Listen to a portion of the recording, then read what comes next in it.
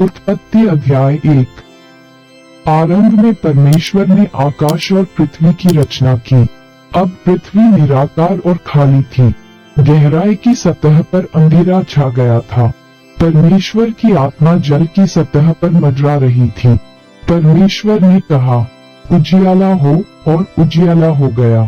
परमेश्वर ने उजियाला देखा और देखा कि वह अच्छा है। भगवान ने प्रकाश को अंधेरे से विभाजित किया। भगवान ने प्रकाश को दिन कहा और अंधेरे को उन्होंने रात कहा। एक दिन सांझ हुई और भोर हुई। परमेश्वर ने कहा, जल के बीच में एक अंतर हो और वह जल को दो भाग कर दे। परमेश्वर ने अंतर बनाया और नीचे के जल को दो भाग कर दिया।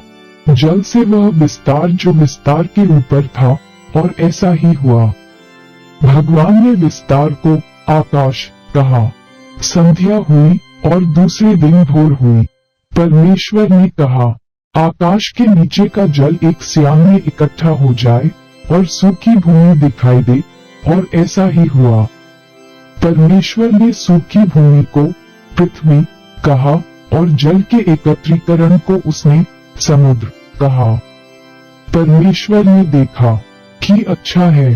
परमेश्वर ने कहा, पृथ्वी से घास और बीज वाले छोटे छोटे पेड़ और फलदायी वृक्ष जो एक एक जाति के अनुसार बीज समेत फल देते हो, पृथ्वी पर उगे, और ऐसा ही हुआ।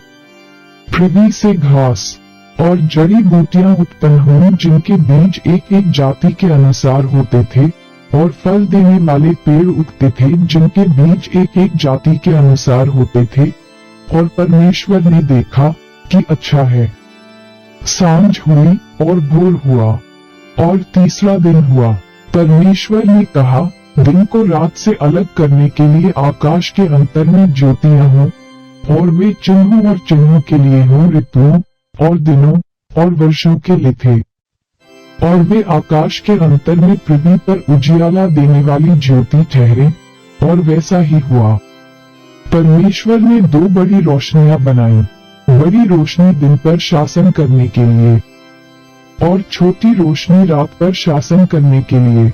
उसने तारे भी बनाए।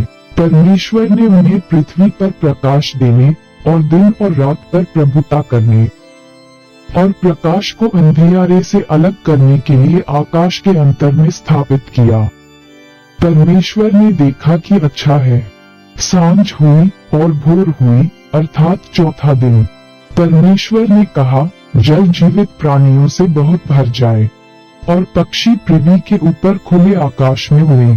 परमेश्वर ने सृष्टि की, बड़े समुद्री जीव और हर एक जीवित प्राणी जो जल में भर जाता है, एक एक जाति के अनुसार, और एक एक जाति के सब पंख वाले पक्षी। परमेश्वर ने देखा कि अच्छा है। परमेश्वर ने उन्हें ये कहकर आशीष दी, फूलो फलो और बढ़ो, और समुद्र का जल भर जाओ, और पक्षी पृथ्वी पर बहुत बढ़ जाएं। तब सांझ हुई और भोर हुई, पांचवा दिन था।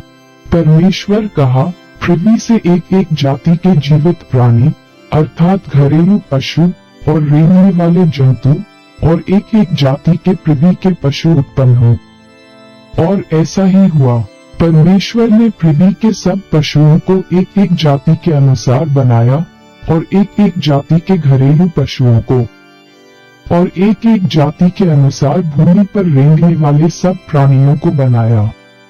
परमेश्वर ने देखा कि अच्छा है। परमेश्वर ने कहा, हम मनुष्य को अपने स्वरूप के अनुसार अपनी समानता में बनाएं, और वे समुद्र की मछलियों और आकाश के पक्षियों और घरेलू पशुओं और सब पर प्रभुता रखें। सारी पृथ्वी पर और पृथ्वी पर रेंगने वाले सब जंतुओं पर ईश्वर ने मनुष्य को अपनी छवि में बनाया। परमेश्वर ने उसे अपने स्वरूप के अनुसार उत्पन्न किया। नर और नारी करके उसने उन्हें बनाया। भगवान ने उन्हें आशीर्वाद दिया।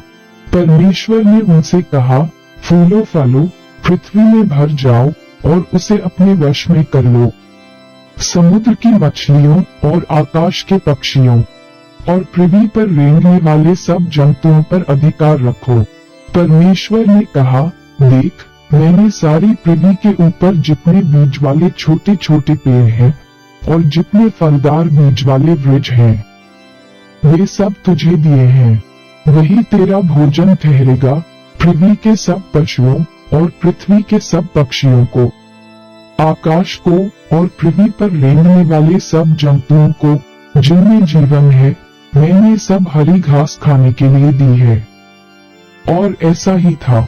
परमेश्वर ने जो कुछ उसने बनाया था सब देखा, और क्या देखा, वह बहुत अच्छा है। शाम हुई और सुबह हुई, छठा दिन।